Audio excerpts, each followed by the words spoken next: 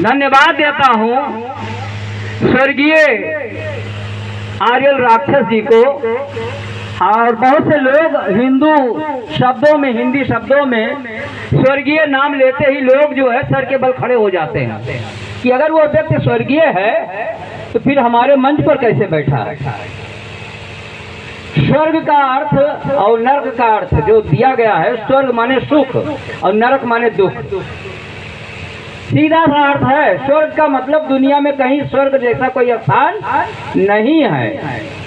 लोग कहते हैं कि इसका जीवन जो है बहुत ही नरकीय हो गया है, बिस्तर पर टट्टी करता है, पेशाब करता है, ना कुछ खा पाता है, कहते हैं नरक हो गया है।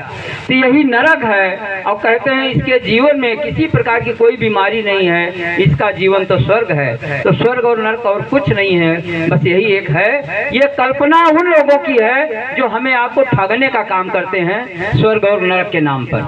तो मैं सबसे पहले जो है स्वर्गीय आर्यल राक्षस जी को धन्यवाद देता हूँ। उसके बाद विश्व शांति मैत्री बुद्ध विहार, इस पूरी कमेटी को, टीम को मैं धन्यवाद देता हूँ, ट्रस्ट को धन्यवाद देता हूँ जिस ट्रस्ट ने आशा बुद्ध विहार एवं सामवेद प्रशिक्षण केंद्र की स्थापना किया।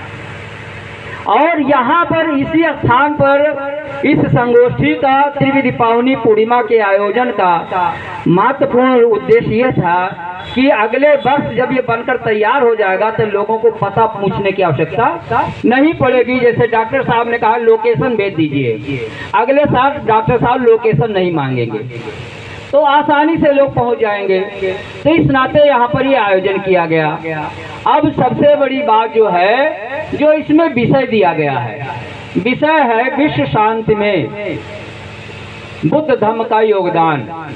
तो विश्व के बारे में तो बताना नहीं, विश्व क्या है। शांति शब्द, जब कोई शब्द आता है तो उसका हम क्लियरिफिकेशन करने के लिए उसका विलोम भी देखते हैं, यानी सार्थक और निरर्थक। अगर शांति की बात कहाँ आती, जब अशांति की बात आती है। और कहा जाता है सबसे बड़ी अशांति जो होती है व्यक्ति के मन में होती है। और अगर मन अशांत होता है तो कोई भी व्यक्ति कभी भी अपने जीवन में कोई भी कुशल कार्य नहीं कर सकता, अकुशल कार्य ही करेगा।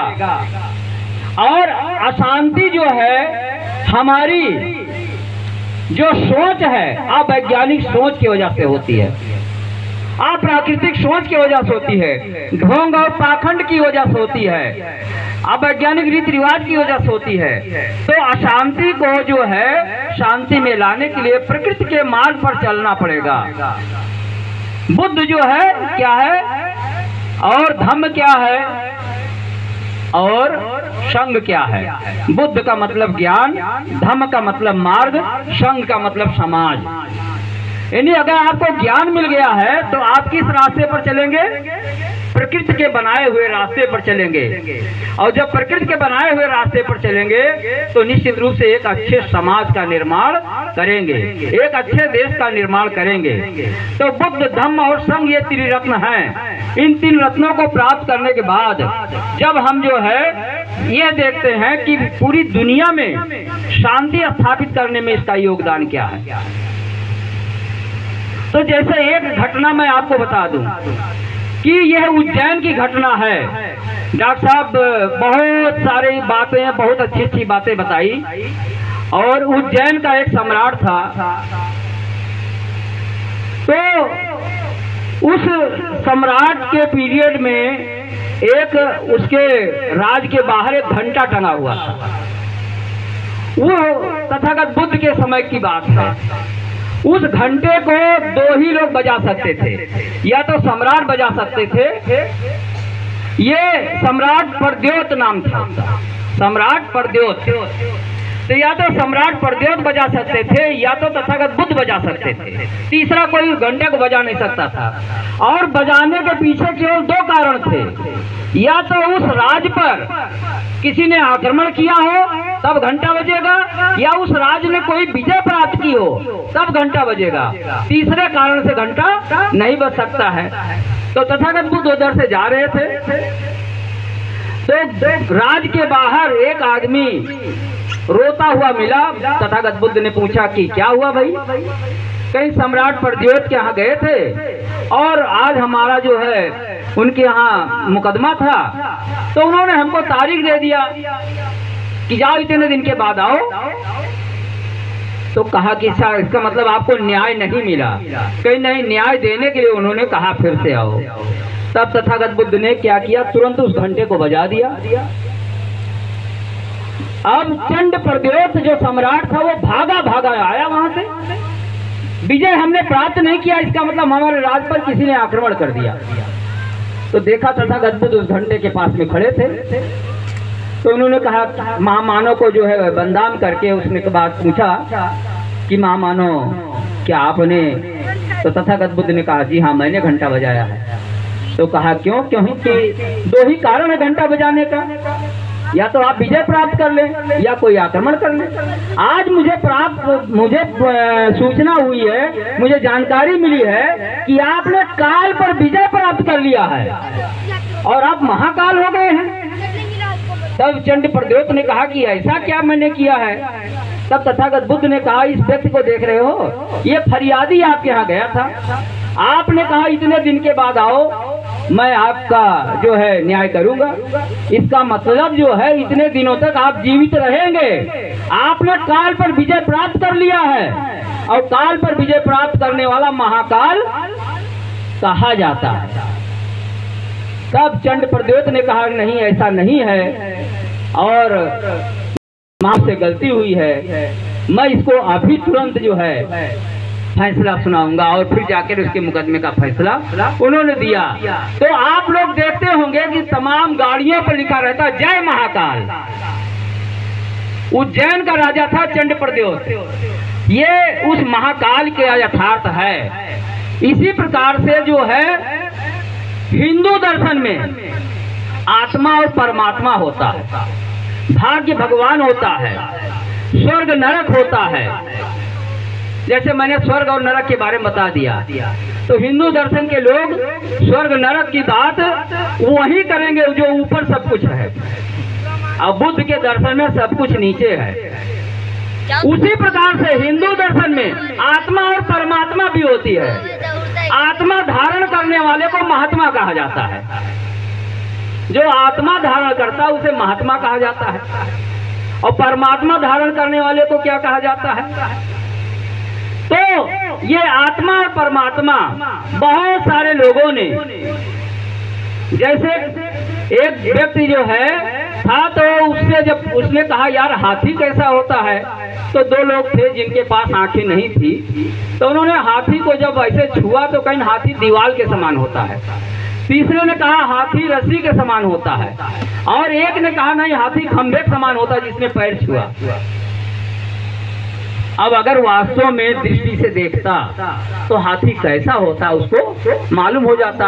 उसी प्रकार से बुद्ध के दर्शन को जानने समझने का मतलब महासागर में गोते लगाना, और महासागर में गोते लगाने पर कुछ न कुछ हीरे मोती मिल जाते हैं, और तब ये मालूम हो जाता है कि तथागत बुद्ध जो है वो तथागत बुद्ध थे या महामानव थे, वो महात्मा नहीं थे। महात्मा का मतलब क्या है? उनको विष्णु का अवतार बना दिया जाता है, उनको चमत्कार से जोड़ दिया जाता है, उनको ढोंग और पाखंड से जोड़ दिया जाता है। इसलिए बुद्ध जो है महात्मा नहीं तथागत बुद्ध थे, तथ्यों से अवगत कराने वाला तथागत बुद्ध, जिसने जो है ये स्वीकार किया कि प्रकृति में जैसे सभी जीव जंतु पैदा होते हैं वैसे ही मेरा भी जन्म हुआ।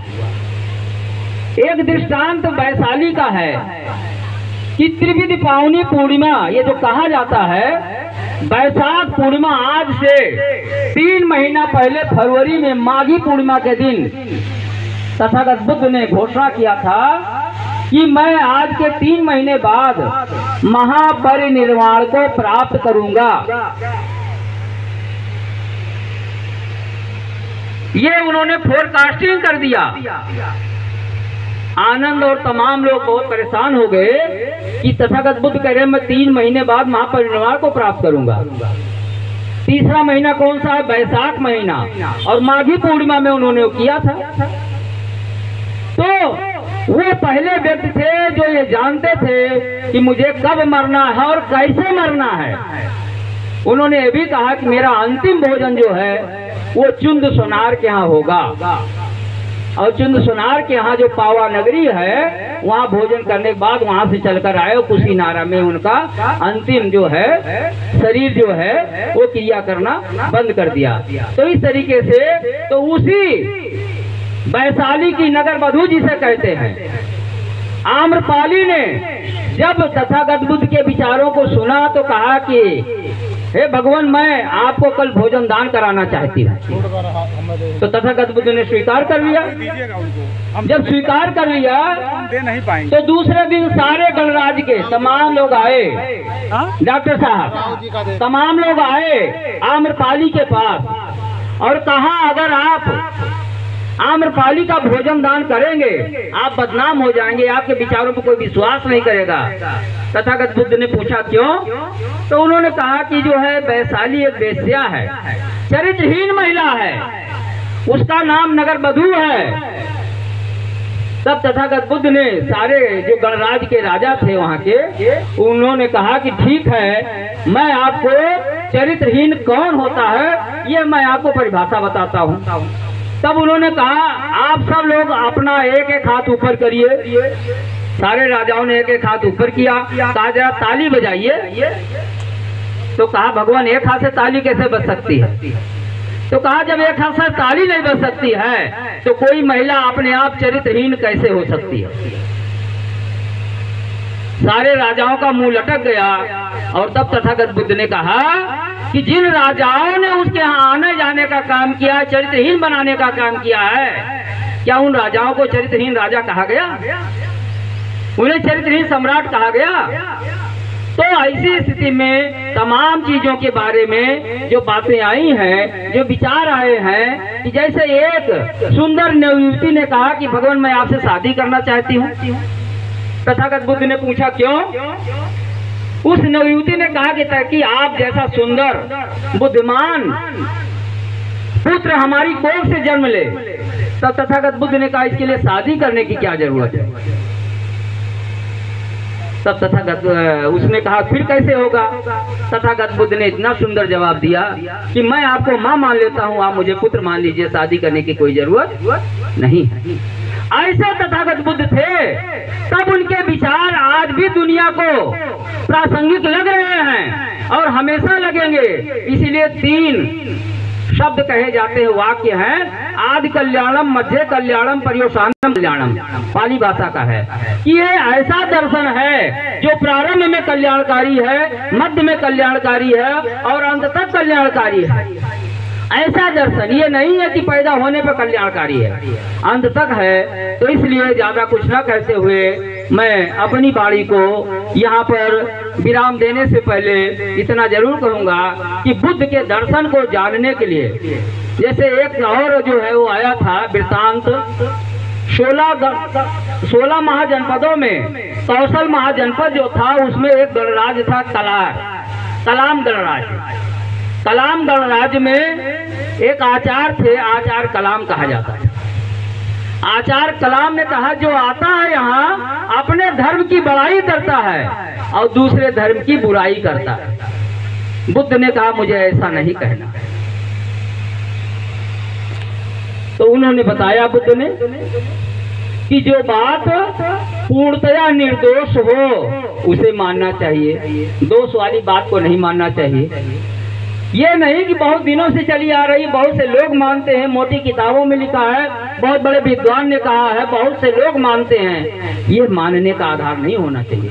वो तर्कपूर्ण होना चाहिए, लोक कल्याणकारी होना चाहिए। तो ये तमाम बातों को उन्होंने बताया। तो इस तरीके से जो है मैं इस बात को जो है स्पष्ट करते हुए कि बुद्ध का दर्शन जो है, बुद्ध के दर्शन ने विज्ञान को जन्म दिया है। जो लोग ये कहते हैं बुद्ध का दर्शन जो है वैज्ञानिक है, बुद्ध के दर्शन ने ही विज्ञान को जन्म दिया है। बुद्ध के दर्शन ने ही प्रकृति के मार्ग का अनुसरण किया है। इसलिए बुद्ध के दर्शन को तर्क विहीन या जो है ढोंग पाखंड में कभी भी बोलते समय लपेटने की आवश्यकता नहीं पड़नी चाहिए। ये हमेशा हर एक वक्ता को जानना और समझना बहुत जरूरी होता है। तो इसलिए ज्यादा कुछ ना कहते हुए मैं अपनी वाणी को 2 लाइनों के साथ विराम दूंगा कि अंधेरे को कोसो मत, अंधेरे को कोसो मत, अंधेरा मन से दूर भगाओ। अंधेरा है कहाँ? बुद्ध के दर्शन में ही एक बात आई, जब पूछा गया कि कितने लोग अपनी आंखों से देखते हैं, सब लोगों ने कहा हम अपनी आंखों से देखते हैं। जब ये बात आई, अच्छा जब रात का अंधेरा एकाएक होता है, लाइट चली जाती है, आपको आंखों से दिखाई पड़ता है, सबका टैलेंट जो है साइलेंट हो गया, मैं आंखों से नहीं देख पाता हूँ। फिर कैसे देखते हैं? आंख पर पड़ने वाली रोशनी से हम देखते हैं। ये रोशनी क्या होती है? जैसे सूर्य की रोशनी चंद्रमा पर पड़ती है तो चंद्रमा रात में पृथ्वी पर रोशनी फेंकता है, तो इस तरीके से जो है हमारी आंखें होती। तो अंधेरे को कोसो मत, अंधेरा मन से दूर भगाओ। अज्ञान अंधेरा पास न फटके, ज्ञान के दीपक खुद बन जाओ। अत दीपो भव, अत दीपो भव। और इसीलिए कहा जाता है शिक्षा वो अग्नि है, शिक्षा वो अग्नि है जो गुलामी के कफन को दफन कर देती है। नमो बुद्धाय, नमो इंडिया, जय विज्ञान, जय संविधान।